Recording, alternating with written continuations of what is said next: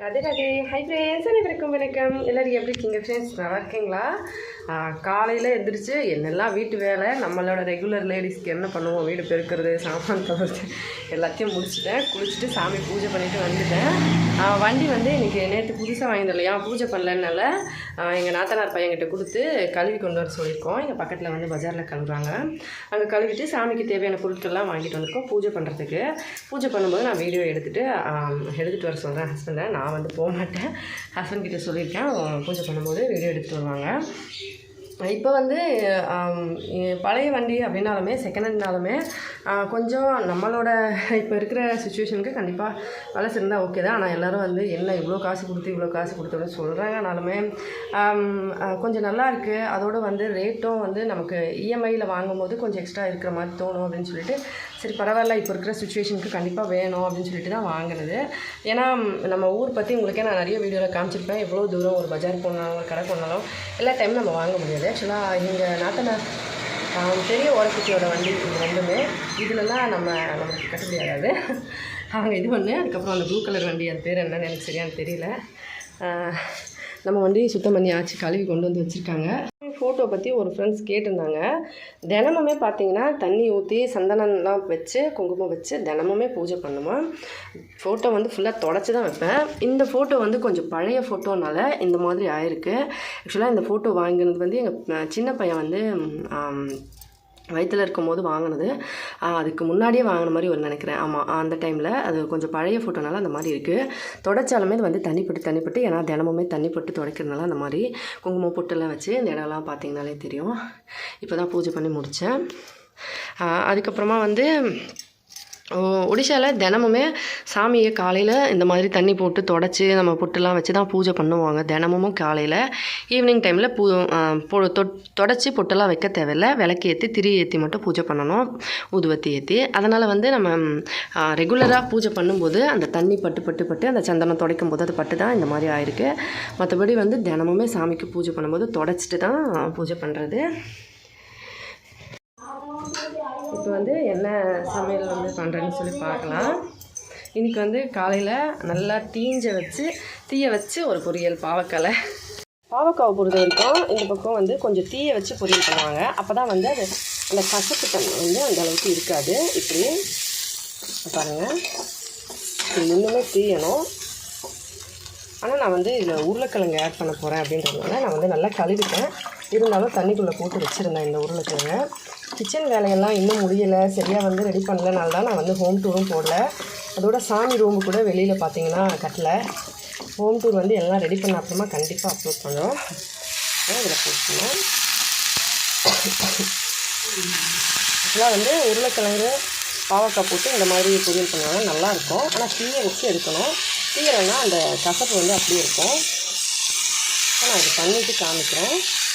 பசங்க வந்து டியூஷன் போயிருக்காங்க. ஹஸ்பண்ட் வந்து சாமி பூஜை எல்லாம் ரெடி பண்ணுறதுக்காக எல்லாம் ரெடி பண்ணிட்டுருக்காரு. இப்போ இது கொஞ்சம் நேரம் கழித்து மஞ்சத்தூளும் உப்பு போட்டுக்கலாம். அது அப்படியே இருக்கட்டும்.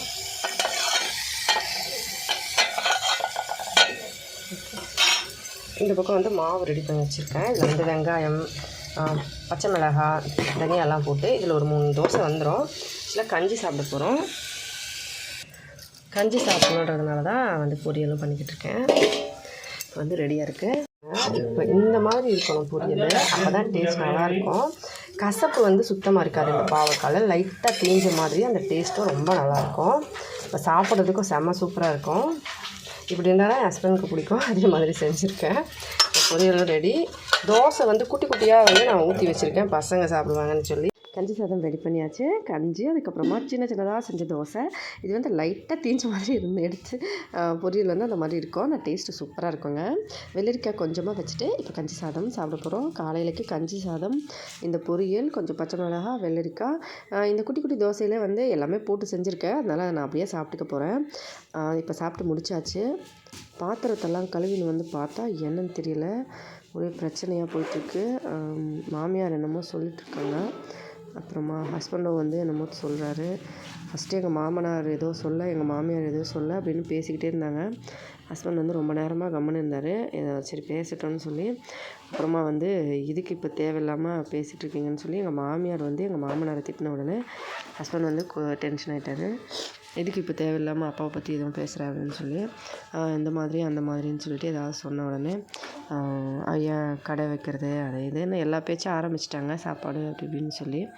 ஹஸ்பண்ட் வந்து சைலண்ட்டாக இருந்தார். எதுவும் சொல்ல வேண்டாம், அவங்களே வந்து சைலண்ட் ஆகிடுவாங்க, அம்மாவையும் எதுவும் சொல்லக்கூடாது. அப்பா வந்து ஆக்சுவலாக எங்களுக்கு சப்போர்ட் பண்ணி தான் பேசிகிட்டு இருக்காங்க. இருந்தாலும் ஹஸ்பண்ட் வந்து சரி பரவாயில்ல கம்முன்னு இருக்கணும்னு ரொம்ப நேரமாக சைலண்ட்டாக இருந்தார். ஆனாலும் முடியலை. எங்கள் மாமியார் வந்து எப்போவுமே சண்டை வந்தால் சைலண்ட் ஆகவே மாட்டாங்க அவ்வளோ ஈஸியாக. ஹஸ்பண்ட் வந்து எவ்வளவோ சொல்லி புரிய வச்சார், அவங்க சைலண்ட் ஆகிற மாதிரியே தெரியலை. சரின்னு வெளியே வந்துட்டு அவரும் எவ்வளவோ கோவத்தை கண்ட்ரோல் பண்ணுறாரு. நான் எதுவும் பேசக்கூடாது, என்ன பண்ணுறாங்க பார்க்கலான்னு சொல்லி. எங்கள் மாமனார் டென்ஷன் ஆனோடனே கொஞ்சம் சத்தம் போட ஆரம்பிச்சிட்டாரு.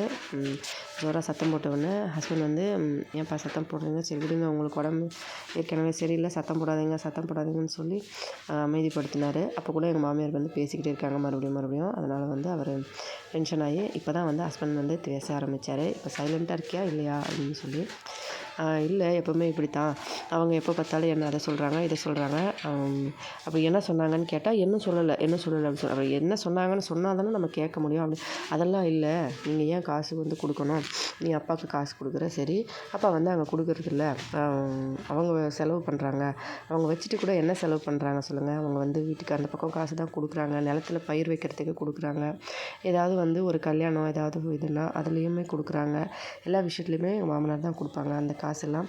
இப்போ உடம்பு சரியில்லைன்னா ஹஸ்பண்ட் வந்து காசு கொடுப்பாரு, எல்லாத்துக்குமே ஹஸ்பண்ட் கொடுப்பாங்க. அந்த காசை வச்சு அவங்க என்ன செலவாக பண்ணுறாங்கன்னா அதை வந்து அவங்க புரிஞ்சிக்கல. எப்போ பார்த்தாலும் சாப்பாட்டுக்கு காசு கொடுக்கலன்னு மட்டும் சொல்கிறாங்க. ஆக்சுவலாக சாப்பாட்டுக்கு காசு கொடுக்கணும்னு எதை பற்றி அவங்க பேசுகிறாங்க, எல்லாமே அவங்க தானே வச்சுக்கிறாங்க, அப்போ கூட ஏன் அதையே கேட்குறாங்க அப்படின்னு சொல்லிட்டு ஹஸ்பண்ட் வந்து டென்ஷன் ஆகிட்டாரு. வந்து வேறு மாதிரி பேச ஆரம்பித்தாங்க. அதெல்லாம் வேண்டாம், குடும்பத்துக்குள்ளே நடக்கிறது தான், அதெல்லாம் பெருசு பண்ண வேண்டாம் அப்படின்னு நினச்சிட்டு நானும் வந்து அதை டீட்டெயிலாக சொல்ல வேணாம்னு நினைக்கிறேன். ஜஸ்ட்டு சண்டை அவ்வளோதான். காலையில் பூஜை பண்ணி முடித்த அப்புறமா சாமி வந்து கோவிலில் பூஜை பண்ண அப்புறம் வண்டியை எடுத்துகிட்டு வந்தாங்க. இப்படி தான் வந்து பூஜை பண்ணுவாங்க. ஒரு துணி மாதிரி கட்டிட்டு பொட்டு வந்து இந்த மாதிரி வச்சு கோவிலில் பூஜை பண்ணுவாங்க. வண்டியை கழுவிட்டு பூஜை பண்ணிட்டு வந்துட்டாங்க. மாமனாரும் ஹஸ்பண்டும் வந்து டென்ஷன் ஆகிட்டு தேவையில்லாமல் பிரச்சனை பண்ணி விட்டுட்டாங்க. கிளம்புற டைமில் எங்கள் மூத்தார் வந்து வெளியில் எங்கே கிளம்புறீங்க அப்படின்னு சொல்லி கேட்டார். ஹஸ்பண்ட் வந்து இந்த மாதிரி இங்கே தான் பக்கத்தில் போயிட்டு வரோம் அப்படின்னு சொல்லிட்டு மறுபடியும் கிளம்பிட்டார்.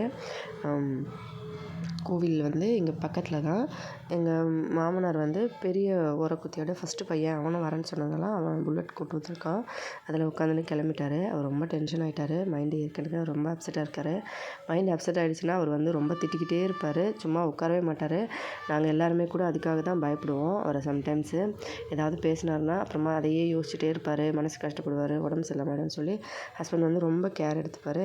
ஆனாலுமே இந்த சண்டை இந்த நேரத்தில் தேவையா அப்படின்ற மாதிரி தான் இருந்துச்சு எனக்கு என்னமோ. ஆனால் எங்கள் மாமியார் வந்து எதுக்காக அதை ஆரம்பித்தாங்கன்னு எனக்கே டவுட்டு. எப்பவுமே இதே தான் வேலையே. ஏதாவது ஒரு நல்லதாக நடக்குதுன்னா அவங்க எப்போவுமே அவங்க பேச்சு கேட்டுட்டு இப்படி தான் பண்ணுவாங்க. அதெல்லாம் எங்கள் வீட்டுக்காரர் கண்டுக்க மாட்டார். நல்லாவே பேசிவிட்டு சாப்பிடு, இது பண்ணு அது பண்ணு பொறுமையாக பேசிகிட்டு இருக்காரு. நம்ம வேறு ஏதாவது பேசினா டென்ஷன் ஆகாரு. அம்மா இல்லையா, மாமியார் எப்படி பேசுகிறாங்க பாருங்கள், பார்த்தாலே தெரியும். ஆனால் இந்த சவுண்டு வந்து நான் மியூட் பண்ணி வச்சுருக்கேன், ஏன்னா வேண்டான்னு நினைக்கிறேன். என்ன தான் இருந்தாலும் அவங்க என் மாமியார் ஒரு அம்மா மாதிரி, அதனால் வந்து நான் அவங்கள என்ன பேசுனாங்க அதெல்லாம் வேண்டான்னு நினைக்கிறேன். ஜஸ்ட் வந்து அவங்க என்னை பற்றி எதுவும் சொல்லலை, எங்கள் ஓரக்குத்தியை பற்றி தான் சொல்கிறாங்க. ஏன் அவங்க வரல, ஏன் அங்கே வந்து பார்க்கல, பழைய மாதிரி பழகிறதில்ல, அது மாதிரி. ஆக்சுவலாக பழைய மாதிரி பழகிறதுக்கு இன்னும் இல்லை. ஃபஸ்ட்டு வந்து நான் சொல்லியிருந்தேன் இல்லையா, 2 வருஷம் முன்னாடி கடை வைக்கணும்னு சொல்லி, அந்த டைமில் அவங்க பேரில் வந்து நாங்கள் ஒரு லோன் வாங்கியிருந்தோம். இதை நான் ரொம்ப நாளாக சொல்லக்கூடாதுன்னு நினச்சேன், இன்றைக்கி சொல்ல வேண்டியாயிடுச்சு. அந்த லோன் வாங்க அந்த டைமில் வந்து லோன் ஃபுல்லாக முடிச்சிட்டோம். இந்த எல்என்டி ஃபைனான்ஸில் தான். அதில் வந்து முடித்த அப்புறமா 1 லட்ச ரூபா கொடுப்பாங்க இல்லையா, அந்த மாதிரி 1 லட்ச ரூபா கொடுக்குற டைமில் வந்து ஹஸ்பண்ட் வந்து அந்த லோன் எடுத்து சரி கடை வச்சுக்கலாம் அப்படின்னு சொல்லிட்டு ஆக்சுவலாக அவங்க பேரில், ஏன்னா என் பேரில் அப்போ வந்து வண்டி வாங்கியிருந்தோம் இல்லையா அப்பாச்சி, அது வந்து பர்சனல் லோன் ஒன்று கொடுத்துருந்தாங்க, அது ஓடிட்டு இருந்தது, அதனால் அதை கொடுக்கல. அவங்க பேரில் தான் வாங்கியிருந்தோம். அதுக்கு வந்து ஹஸ்பண்ட் என்ன சொன்னார்னா சரி ஓகேன்னு புவனேஸ்வரில் கடையெல்லாம் பேசி முடிச்சிட்டாரு, எல்லாமே ரெடி பண்ணிட்டாரு, ஹோட்டல் வச்சிடலாம் அப்படின்னு சொல்லிட்டு. ஆனால் அந்த டைமில் பார்த்து அவங்க என்ன பண்ணிட்டாங்கன்னா அதெல்லாம் கொடுக்க முடியாது, நாங்கள் வந்து வாங்கி வீடு கட்ட போகிறோம் அப்படின்னு சொன்னாங்க. வீடு கட்ட போகிறோன்னு சொன்னாங்க, அதுக்கப்புறம் அந்த பேச்சே இல்லை, அவங்களும் அதை கொடுக்கவே இல்லை. அவங்க எடுத்து வீடு கட்ட போகிறோம், வீடு உடஞ்சிருக்கு அப்படி இப்படின்னு சொல்லிட்டு சொன்னாங்க. அதனால் சரின்னு ஹஸ்பண்டும் சென்னை கிளம்புனாரு. ஆனால் பார்த்தா வந்து அவங்க எடுக்கவும் இல்லை, அந்த லோனை எடுத்து வீடு கட்டவும் இல்லை. இதெல்லாம் ஸ்டார்டிங் தான். ஆக்சுவலாக பெருசெல்லாம் ஒன்றும் இல்லை, சும்மா ஜஸ்ட்டு தான் பேசிகிட்டு இருக்காங்க. என்னென்னா அந்த பக்கம் வீட்டுக்காரன் கொடுக்கல, எதுவும் பண்ணலை, அந்த மாதிரி பேச்சு தான். நானும் வந்து என்ன கேட்டுட்டேன்னா ஹஸ்பண்ட் வந்ததுலேருந்து அந்த பக்கம் வீட்டுக்கு போகலையாம்மா, அதனால் ஏன் வரலன்னு கேட்குறாங்க. ஆக்சுவலாக அவரே பிஸியாக இருக்கார், வந்ததுலேருந்து வெளியில் போகிறது வரது, இது பண்ணுறது அது பண்ணுறது. ஏன் அண்ணன் இருக்காங்க, ஏன் எங்களை வந்து பார்க்குறதில்ல, எங்ககிட்ட பேசுகிறதில்ல. அப்போல்லாம் வந்த உடனே எல்லா பொருட்களும் அடிக்கடி வாங்கிட்டு வந்து கொடுக்குறது, சாப்பிட்றதுக்கு இது அது சொல்லிட்டு காசு கொடுக்குறது எல்லாம் பண்ணிகிட்டே இருப்பார். வந்த உடனே அப்போ கூட 1000 ரூபா கொடுத்தாரு, எல்லாம் வாங்கி சாப்பிட்டாங்க. அப்போ கூட இப்போ 5 நாள் ஆச்சு ஏன் வீட்டுக்கு வரலன்னு சொல்லி எங்கள் ஓரை பற்றி வந்து கேட்குறாங்களாம். அப்போ நான் மட்டும் எல்லா வேலையும் செஞ்சு கொடுக்கணும், சமைச்சு கொடுக்கணும், எல்லாம் பண்ணணும், நிலத்து வேலை பார்க்கணும், அவங்க ஏன் செய்யக்கூடாது அப்படின்னு சொல்லி கேட்குறாங்க. ஆக்சுவலாக நிலத்து வேலைன்றது சாதாரணமாக எல்லா பொருளையும் வச்சுக்கிட்டு அவங்க எப்படி பேசுகிறாங்கன்னு தெரியலை எனக்கு வந்து. இதுதான் ஆச்சரியமே. நெல்லுலேருந்து பச்சைப்பயிறு, உளுந்தம்பருப்பு, கோவிலேருந்து வர அரிசி, ஊரில் யாருக்குமே அந்தளவுக்கு அரிசி வராது. எங்கள் வீட்டுக்கு எவ்வளோ அரிசி வருது கோவிலேருந்துன்னு சொல்லி அவ்வளோ அரிசி வந்து எங்கள் ஃபேமிலிக்கு ப்ளஸ் வந்து இன்னும் 2 ஃபேமிலி அவங்களுக்கு அவ்வளோ வந்தும் எல்லாத்தையும் வச்சுக்கிட்டும் இந்த மாதிரி பேசுகிறாங்க. அதான் ஆச்சரியமாக இருக்குது. இது எல்லாம் காரணம் எங்கள் ஓரை பற்றி. ஆனால் பார்க்கும்போது பாருங்கள் எவ்வளோ சைலண்ட்டாக இருப்பாங்க, இன்னும் தெரியாத மாதிரி இருப்பாங்க. எல்லா வேலையும் முடிச்சுட்டு சைலண்ட்டாக இருப்பாங்க. எங்கள் மாமியார் தான் எல்லாத்தையும் பேசிட்டு விரோதமாக இருப்பாங்க. அதனால் வந்து ஹஸ்பண்ட் எப்போவுமே மாமியாரை தப்பாக நினைக்க மாட்டார். இப்போ கூட அவ்வளோ பேச்சு பேசினாங்க.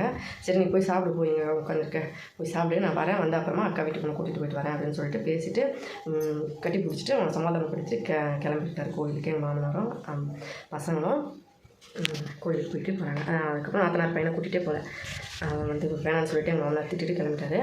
போயிருக்காங்க, எத்தனை மணிக்கு வருவாங்கன்னு தெரியல. இப்போ சண்டையை நடத்தி கிளம்புறதுக்கு 1:30 மணி ஆகிடுச்சு. பார்க்கல நடக்குதுங்க. மாமியார் வந்து அவங்க என்ன சொல்கிறாங்கன்னா 2 பையன் நான் மட்டும் ஏன் சமைக்கணும் அப்படின்னா, 2 பையன்னா நீங்கள் ஏன் சமைக்கணும்னு கேட்குறீங்களே, அதே மாதிரி 2 பையன் நான் ஏன் ஒண்டியாக நான் எல்லாத்தையும் வச்சுக்கணும். இப்போ ஒரு 15 மூட்டை நெல் வருதுன்னா நான் ஏன் ஒண்டியாக வச்சுக்கணும். கோவிலிருந்து ஒரு 5 கிலோன்னா 10 நாளைக்கு 50 75 கிலோ அரிசி, 1 கிலோ 23 ரூபா. இவ்வளோ அரிசி நான் ஏன் ஒண்டியாக வச்சுக்கணும். காய்கறி எல்லாம் நான் ஏன் வச்சுக்கணும். உளுந்தம்பருப்பு பச்சை பயிரெல்லாம் நான் ஏன் வச்சுக்கணும். சரி நீங்கள் வயலில் வேலை செய்கிறீங்க, அதுக்காக கொஞ்சம் 3 பங்காக போட்டு கூட 1 பங்கு நீ வச்சுக்கோப்பா, நான் 1 பங்கு கஷ்டப்படுறதுக்கு வச்சுக்கிறேன் அப்படின்னு சொல்லியாச்சும் கொடுக்கணும் இல்லையா. எல்லாமே விற்றுட்டு அவங்களே வச்சுப்பாங்க. அது வந்து எப்படி நியாயமாக இருக்கும். அதுதான் பேச்சு. மற்றபடி ஹஸ்பண்ட் வந்து இப்போ கூட ஏன்னா எங்கள் மூத்தார் வெளியில் போயிட்டு தான் இருக்கார் அந்த பக்கம். ஹஸ்பண்ட் வந்து எங்கே போகிறீங்க அப்படின்னு சொல்லிட்டு அவர் கேட்டார். ஹஸ்பண்ட் வந்து இந்த மாதிரி கோயிலுக்கு போயிட்டு வரணும்னா அப்படின்னு சொன்னார். மரியாதை கொடுக்குறது, ஏன்னா நம்ம அது மரியாதை நம்ம கரெக்டாக இருக்கணும் இல்லையா. அதுவும் இல்லாமல் அண்ணனா வந்து கேட்டால் தான் அது சண்டையாக இருக்கணும். இவங்க லேடிஸ்லாம் பேசி ஒன்றுக்கு ஒன்று ஏதாவது பேசி பிரச்சனை பண்ணால் அதெல்லாம் கேட்கக்கூடாதுன்றது என் ஹஸ்பண்டோட இது. அதனால் நானுமே சொன்னாலுமே அவர் கண்டுக்க மாட்டார். எங்கள் மாமியார் இவ்வளோ பேசினாலும் கண்டுக்க மாட்டார். எங்கள் ஓரை குத்தி பேசினாலும் கண்டுக்க மாட்டார். அண்ணா வந்து சொல்லணும் அவரோட வாயில், நான் வந்து செய்ய மாட்டேன், எனக்கு காசு கொடுன்னு கேட்கணும் அப்படின்னு சொல்லி நினைக்கிறாரு. ஆனால் இவர் வந்து கொடுக்குற காசு வந்து தெரியாமல் கொடுக்குறாரு. சம்டைம்ஸ் 1000 ரூபாய் 2000 ரூபாய் இந்த மாதிரி கொடுத்துருவாரு, தெரியாமையே கொடுக்குறாரு. நான் என்ன சொன்னேன்னா நீங்கள் தெரியாமல் கொடுத்து என்ன லாபம். இந்த மாதிரி எப்போ பார்த்தாலும் பேசிகிட்டே இருக்காங்க. இப்போ அந்த பக்கம் வீட்டுக்கு வண்டி, அந்த வீடு உடஞ்சப்போ நீங்கள் ரெடி பண்ணீங்க, எல்லாம் குழா போட்டது எல்லாமே நீங்கள் தான் பண்ணீங்க. அப்போ கூட நீங்கள் இப்போ கொஞ்சம் கஷ்டத்தில் இருக்கீங்க, கொஞ்சம் இன்கம் வரட்டும், அதுக்கப்புறம் நம்ம கொடுக்கலாம்ல அப்படின்னு நான் வந்து வேண்டான்னு சொல்ல.